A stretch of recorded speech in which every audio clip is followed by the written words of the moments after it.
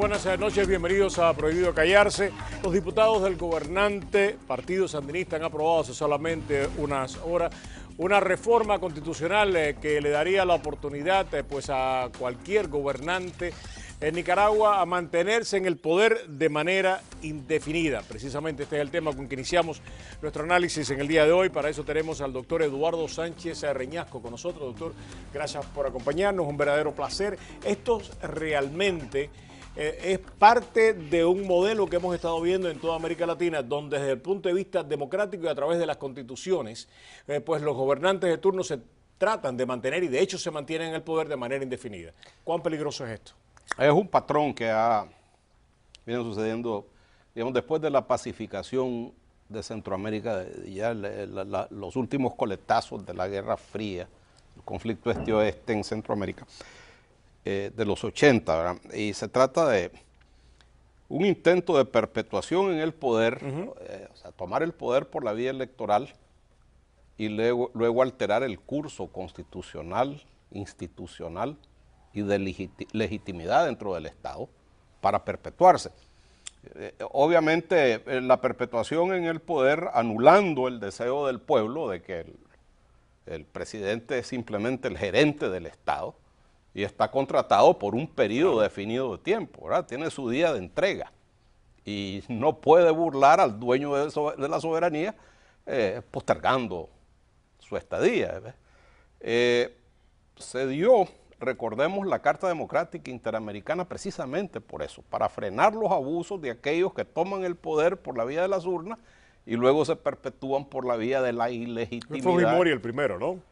Y el que precisamente provoca esta reflexión en toda América Latina. Sí, pero Fujimori viene a hacerlo en un periodo de un gran respaldo del pueblo peruano, claro, por la derrota que viene causándole al terrorismo. Pero de todas maneras, lo que le quería decir es que ese es el principio de lo que hemos visto, o sea, si bien es cierto que esto en América Latina es nuevo, ya en Italia lo hicieron en la década de los 30 del siglo pasado, lo hizo también, lo hicieron los nazis en Alemania, o sea, a través de las urnas llegaron al poder y después se olvidaron del proceso democrático. Y te anulan los plebiscitos y los referéndums. Exacto. Porque no le preguntan al pueblo, le preguntan a los pseudo representantes que son aprobados por ellos para actuar como legisladores.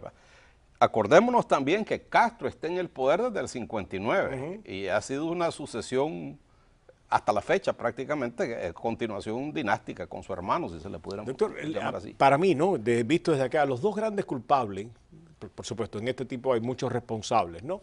Pero los dos grandes culpables de la crisis en Nicaragua en estos momentos tienen nombre: Obando y Bravo, y el expresidente alemán. Sobre sus hombros se han echado el mantenimiento del sandinismo por diferentes razones, por diferentes motivos, pero los dos han básicamente procedido de una manera bastante parecida. Cuando regresemos de este corte comercial me da su respuesta, pero ahora con usted la doctora Mari Reyes. Adelante, doctora, bienvenida, un placer. Gracias, Roberto. Yo soy Mari Reyes, abogada de bancarrota, y yo quiero hablar con ustedes de salvar su casa. Ahora, con 15 años de experiencia aquí en la sur de la Florida, yo tengo muchos clientes que ya han hecho bancarrota. Y yo sé que hay muchas personas en Miami y en Broward que están pensando, ¿yo puedo hacer otra bancarrota? Yo hice uno para mis tarjetas de crédito hace 5 años, hace 7 años, hace 2 años. Ahora también se puede utilizar la ley de bancarrota para ayudarle a salvar su casa en un programa de modificaciones adentro de la ley de la bancarrota. No tiene que estar pensando si usted califica o no califica, si has hecho una bancarrota anterior o si ahora tiene que ser otra o si se puede ser otra. Para eso estoy aquí yo, Mari Reyes, abogada de bancarrota. Y yo quiero sentarme contigo y hablar de esas diferentes opciones que usted tiene.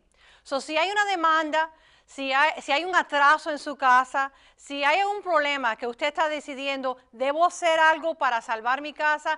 No pierdes nada en tratar. Y yo les quiero ayudar con eso. Vamos a sentarnos en nuestra oficina, llámanos al 305-476-1900 para su primera consulta gratis. Y vamos a hablar de estos temas. En estos temas van a decidir si debes hacer una bancarrota, qué clase de bancarrota debes hacer, y todo eso lo vamos a hablar usted y yo en persona, sin tener ese miedo que no sé lo que estoy haciendo. porque para eso estoy aquí yo. De nuevo, llámanos y vamos a hablar de eso. La ley de bancarrota no solamente cancela tarjetas de crédito y cuentas médicas, también te puede ayudar con su casa. Y yo voy a usar la ley al beneficio de usted. Llámanos hoy para esa primera consulta gratis. Gracias.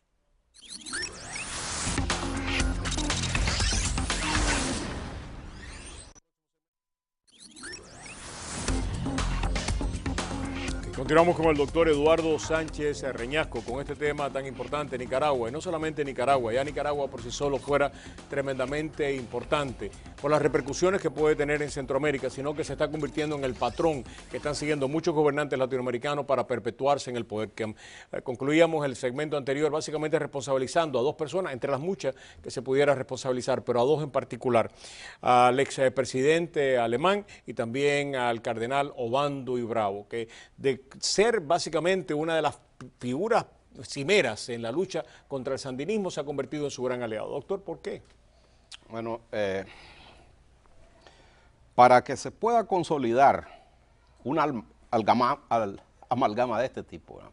Y estamos hablando, gobernante, oposición, necesita el catalizador iglesia en nuestros pueblos. Obando y Bravo viene a llenar en un momento de mucho riesgo para él y su familia, porque precisamente, si tomamos en cuenta, están aconteciendo tres eventos simultáneamente: la corrupción de Alemán con los desvíos de fondos y depositados en Panamá, el caso Soilamérica con Ortega, y a su vez dos hijos del cardenal están siendo acusados por fraude. Esto está comprobado, que el cardenal tiene hijos, ya es una cuestión que no está más allá de toda duda, o es algo...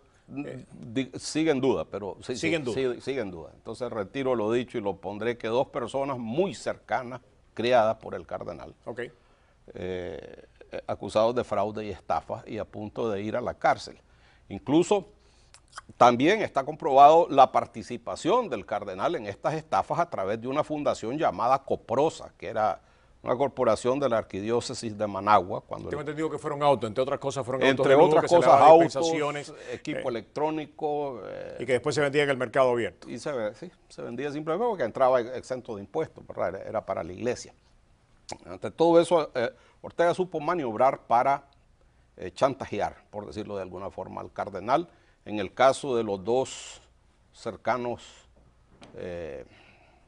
colaboradores del cardenal, que pudieran haber tenido problemas legales y no lo tuvieron precisamente por la intervención del cardenal. Por eso, Alemán está por cumplir 20 años de cárcel, simplemente porque sí se le comprobó en los tribunales y se describió perfectamente con claridad meridiana la ruta del dinero, etcétera, etcétera, hasta dónde va. Doctor Eduardo Montalegre ha dicho, y con muchísima razón, ¿no?, que en nuestros países, pero específicamente en Nicaragua, cada vez que esto se ha tratado de imponer, los Somoza, etcétera, etcétera, el pueblo nicaragüense ha optado por la lucha armada, no solamente por salir a la calle a protestar, sino por la lucha armada, para tratar de eliminar ese precepto constitucional que permite que estos gobernantes se mantengan impercederamente en el poder. ¿Hay posibilidades de violencia en Nicaragua ahora? Se está dando.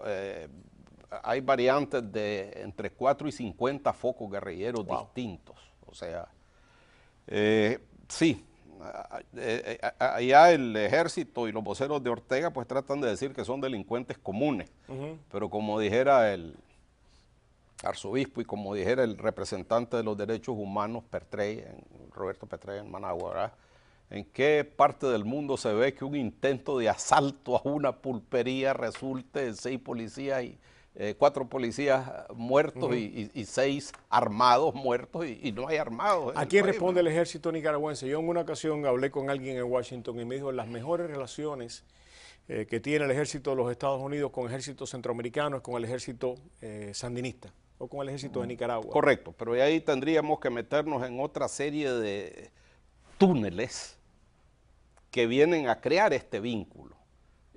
Por ejemplo, fijémonos quiénes son los...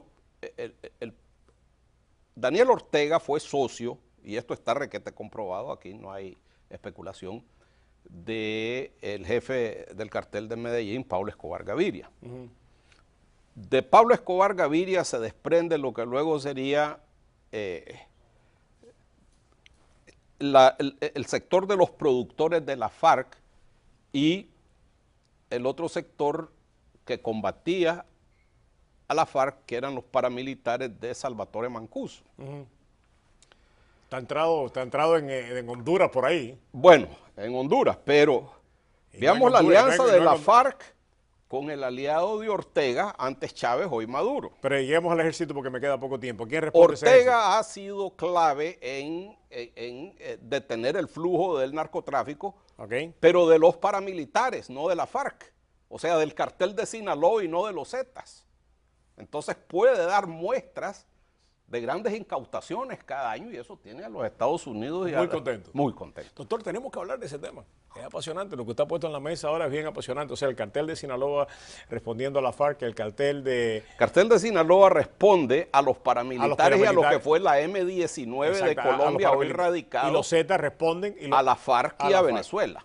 Y ambos son aliados de Ortega. Tiene usted que regresar al programa para hablar de ese tema. ¿Comprometido? Comprometido. Muchísimas gracias, muy amable. El doctor Eduardo Sánchez Reñasco. Vamos a regresar con un tema, vamos a ir a otro tema completamente diferente. Hay dos ex policías que testifican en contra de compañeros que estaban cometiendo irregularidades. Poco tiempo después se le comienza una investigación y básicamente le han echado arriba pues cualquier cantidad de acusaciones. ¿Por qué? Porque realmente se merecían las acusaciones o en represalias por haber testificado en contra de sus compañeros. Eso es lo que vamos a hablar cuando regresemos aquí en Prohibido Callarse. No mueva el diálogo.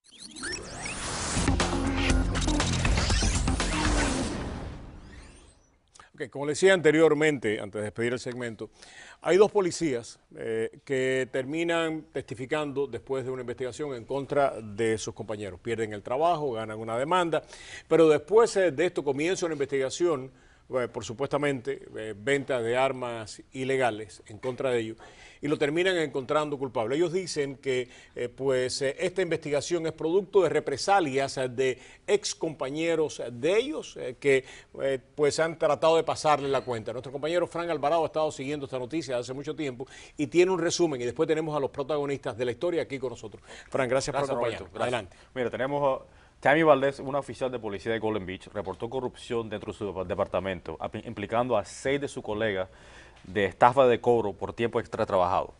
En vez de tomar las acusaciones en serio, la administración de Golden Beach despidió a Valdés y de ese momento comenzó una guerra entre ellas y los oficiales del departamento de que ella denunció. En el 2010 fueron detenidos 3 policías de Golden Beach que estaban robando dinero de los contribuyentes y en 2012 Valdés ganó una demanda por testigo de excepción por $233,000 contra la ciudad de Golden Beach. Pero la victoria fue muy corta, porque el diciembre pasado Valdés y su esposo, Rafael, un oficial de policía en la ciudad de Hialeah con más de 25 años de experiencia, fueron arrestados por la Agencia de Alcohol, Armas y Tabaco. Acusaron al matrimonio de vender más de 500 armas de fuego sin una licencia federal necesaria para eso. Más adelante, en julio, el gobierno federal le puso cargos adicionales por reportar ingresos falsos a la IRS. Rafael también fue acusado de robarse piezas de armas de fuego que eran del departamento de policía de Hialeah, donde él trabajaba. En octubre, un jurado en West Palm Beach encontró el matrimonio culpable. Tammy podría ser sancionada por 8 años y su esposo hasta 28 años. La pareja insiste que la investigación contra ellos fue un producto de represalias de la policía de Golden Beach. Déjame agregar algo a lo que estaba diciendo Frank, y esto es parte de la investigación que ha hecho Frank. Yo lo único estoy básicamente documentos que él ha encontrado y que ha compartido conmigo y yo comparto la información con ustedes. Por ejemplo, el Internal Revenue, o sea, el Departamento de Rentas Internas, cuando el oficial, la persona encargada de hacer la auditoría en contra de ellos, va a testificar y dice, yo creo que hay un 90% de probabilidades de que ellos hayan hecho esto mal, 90%. Ajá, cuando la persona del Departamento de Policía de Hialeah va a testificar en contra de ella diciendo ellos se robaron armas, dice, yo creo, estoy convencido de que las armas estas que se vendieron en Utah, pues es parte de un lote robado, pero nunca se presentaron. Para clarificar, fue la gente del ATF que dijo eso, no de Hialeah. Y testificaron los 3 policías, el jefe de policía de la ciudad de Hialeah, el que estaba ahorita, Sergio Velázquez, más Mark Overton, y también Rolando Bolaño, Los tres testificaron que en su tiempo que estaban en Hialeah nunca fueron reportados partes robadas de nada de armas. eso. Pero además el testigo principal en contra de ellos fue un policía que sí estaba robando, que sí estaba vendiendo armas y algunas de ellas se probaron que eran robadas y que hay evidencia de que este señor dijo yo voy a decir lo que tenga que decir para poder librarme de las acusaciones. Sí. Si estas cosas no son raras, pues venga Dios y la vea. Gracias por acompañarnos, verdadero placer tenernos aquí con ustedes. ¿Qué es lo que ha pasado y por qué está pasando esto y cuáles son las alternativas que ustedes tienen?